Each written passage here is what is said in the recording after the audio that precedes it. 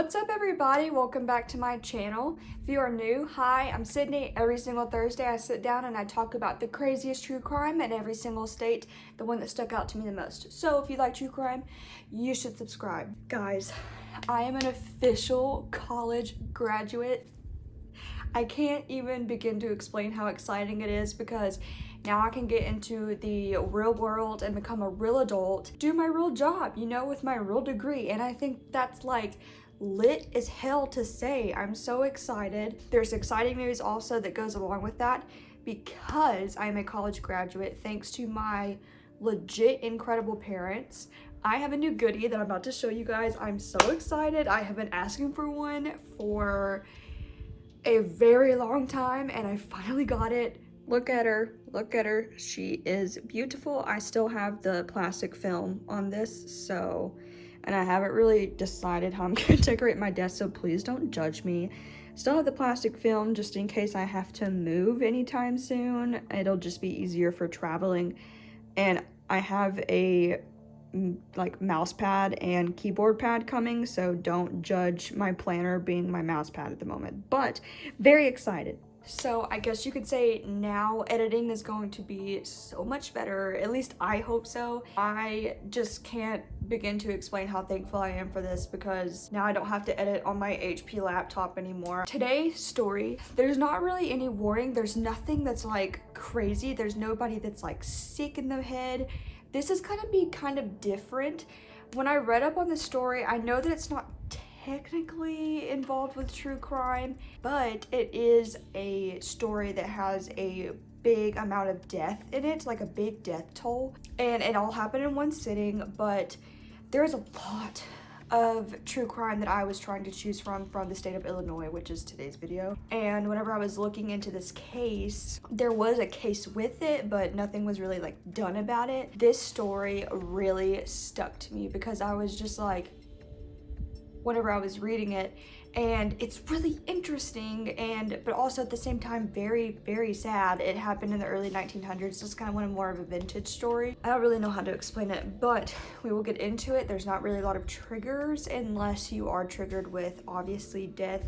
If you're triggered by like fire and stuff, there are death by like being burned alive. Just a fair warning before we start today's video. But yeah, I will just get right into it. There's not really more to say. But this is the Iroquois Theater Fire of Chicago, Illinois. The Iroquois Theater was built in the early 1900s, but it officially opened November 23rd in 1903. It cost well over $1 million to make, which doesn't sound like a lot, but at that time, that was a very expensive theater. This theater was built solely for operas, musicals, plays, that type of thing. The owners were really into plays at the time, and also in the early 1900s, this was a really big deal. There was a lot of theaters. I mean, there's still musicals and stuff like that today, but it was very popular at that time. Description of this theater, I can post pictures, but of course they're in black and white, so you can't really tell. The description of this theater showed that it was massive and beautiful. It sat 6 stories high. It had Bedford stone and polished granite. There was marble staircases. There was glass mirrors on the walls. There was just everything. This theater was beautiful. The curtains and the seats matched with a big plush velvety red. Whenever you walked across, everything just shined. Everything in this theater was just bright gold, marble, granite, everything. All of the really expensive things that you could put into a building. It was just amazingly built. The classic figurines, the comedy versus tragedy, you know, those masks, was on top of 2 32-ton columns that like held up the glass entrance doors.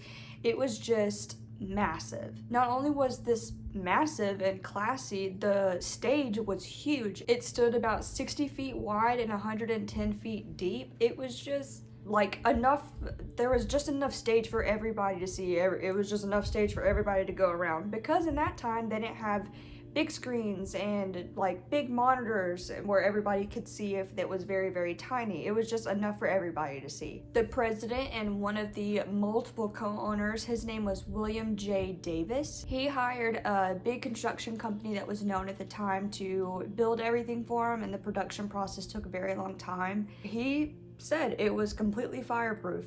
It could hold up to about 1,600 seats. There were 4 extra seats in the balcony, and then there was also standing room that could hold probably about 100 to 120 people. And of course, for people to stand, it was at a cheaper cost since you had to stand throughout the whole play. Obviously, like the lower levels are the most expensive, and then going up in the upper levels to the balconies and stuff is like the less expensive.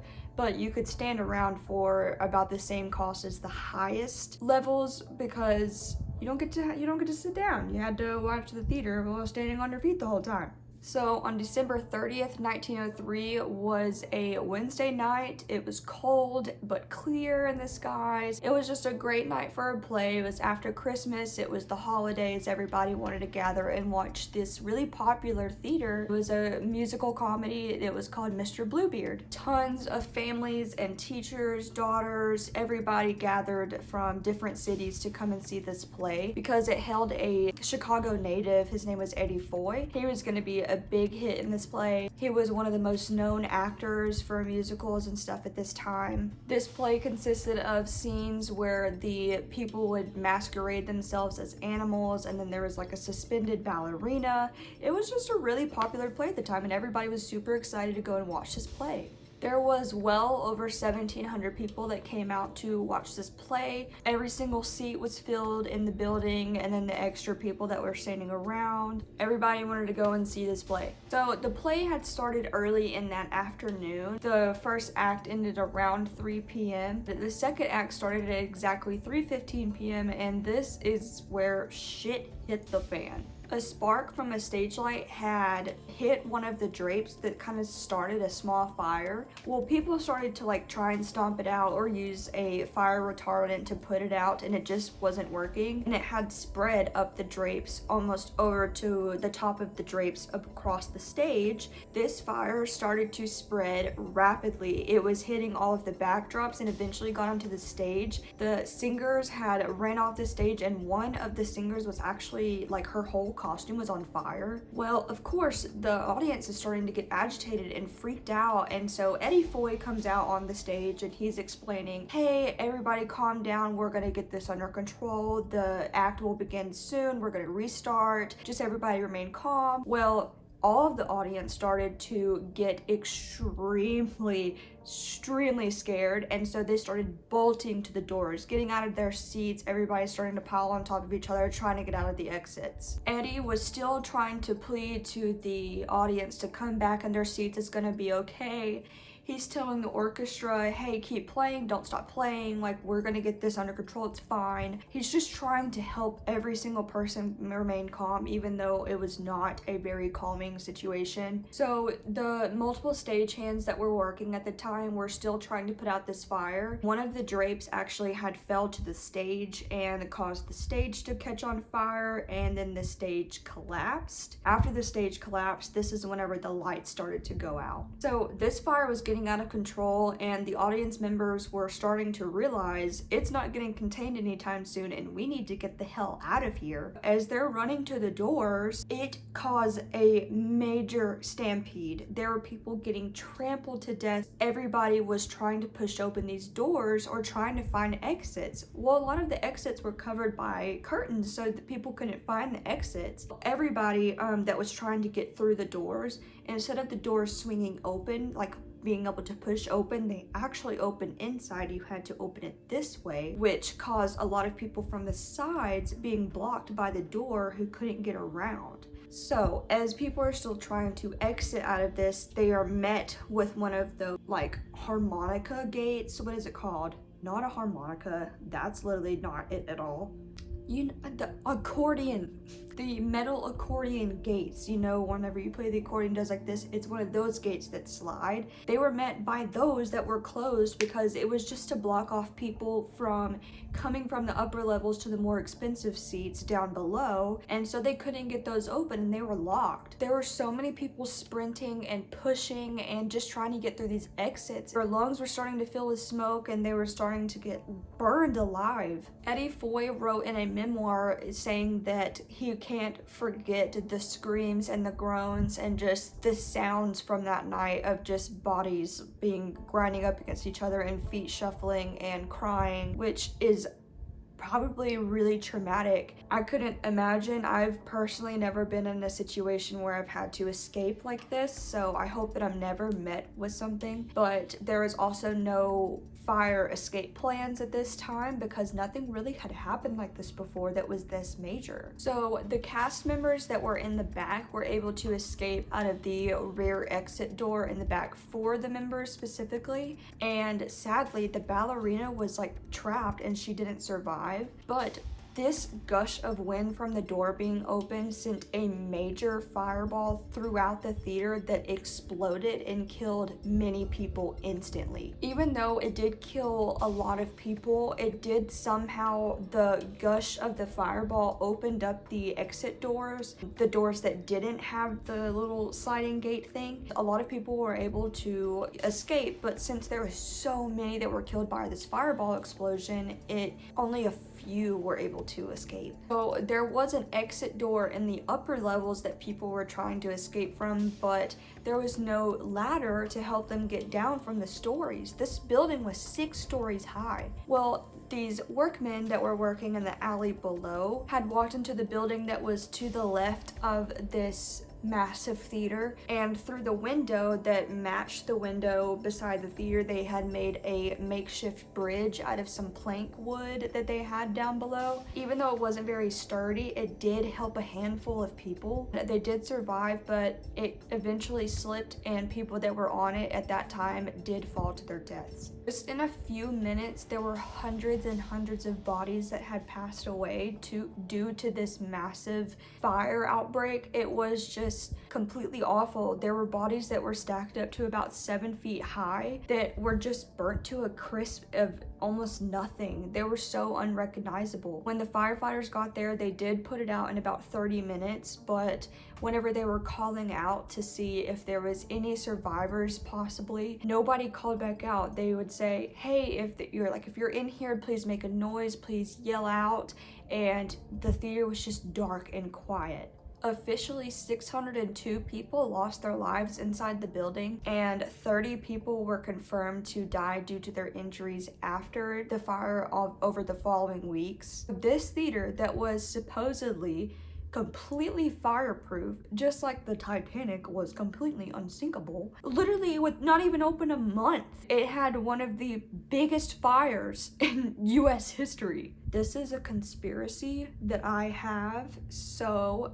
don't quote me on it, but my conspiracy is they possibly paid off some city officials that were supposed to go and inspect it to be sure that there was like the necessary precautions in case something did like this, and they knew they didn't have it, so they either paid them off or they made the stage lights close enough to the drapes on purpose so they could collect insurance money.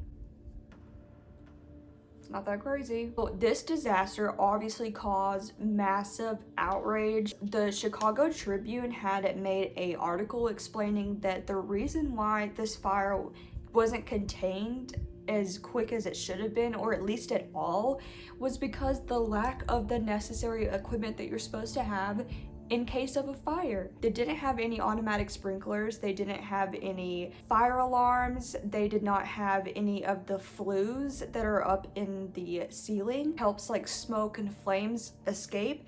Those were boarded shut. There was hardly any fire extinguishers. There were a few, but not as many as there should be. The exits weren't even marked. That is why everybody had such a hard time finding the exits, is because the exits were not even marked.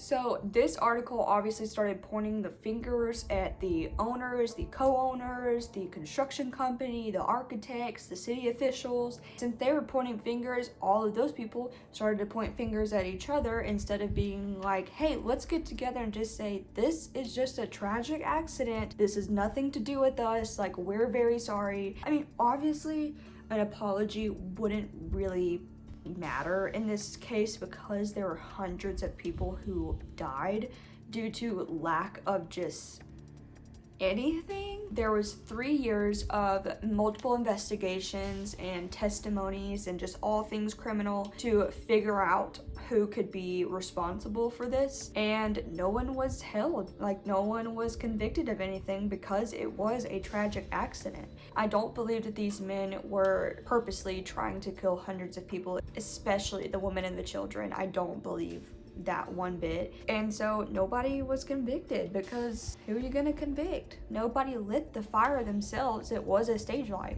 Will J. Davis was tried but not convicted, and the only real thing that really came from this was the construction company had to pay out a lot of the families, but that is the only concrete liability in this case. So this particular fire was one of the systemic changes that helped prevent further things like this to happen, like a lot of similar things. This is when emergency exits had to be marked. There had to be automatic sprinklers and connected fire alarms, and just everything that we have now was basically started because of this fire. New fire policies and building policies, everything that you could possibly think of that should have been at that time was made afterwards. Who would have thought? This fire also helped for change when it comes to aisles and exits and the limited occupancy that you could have. There was no more standing, like you had to have a seat or you weren't going to be able to watch whatever you were going to watch. This fire also inspired the panic bars that you see on emergency exits that is supposed to open at a time of duress, where like people are just triggering and trying to open the door and it won't open. This is the main reason why those were started, because people were trying to push open the doors at this time and it just wouldn't open. It is specifically just in case of a fire or any possible outcome that could happen that people would need to leave in a hurry. Death toll was twice as high as the Great Fire of Chicago in 1871 that was citywide. This fire is also the worst theater and single building fire in the US history. Today's story was a little different, still very sad, but I mean, it's not as intense as my previous videos. This week, I just kind of haven't really been in the mood and the mental headspace to really do something so traumatic like murder and kidnapping. I don't know, I had a really good week, and sometimes it's really damaging to your mental health whenever you're constantly doing research about death. So I'm glad I have a therapist. Let me know if y'all like this type of break. We still have a lot of states left, so if this is a good break that y'all enjoyed, I would like to know. This story was just really interesting to me, very devastating but interesting. But yeah, this was just a good way for me to just take a step back but still have something for my true crime channel, because if this is considered true crime, then okay, but if it's not, then I'm sorry. It's still traumatic and devastating, so it kind of falls into this category. If you like this video, make sure you give it a thumbs up and subscribe to my channel. Comment down below what you think, just a conspiracy that you can make up in your head about this. I would like to know if you have any conspiracies, because there were some that I read, but I didn't want this video to be terribly long, so I didn't add this into the video. But if there are some conspiracies that you create yourself, I would like to know. Comment that, and I love and appreciate you guys so much, and I will see you next Thursday. Bye!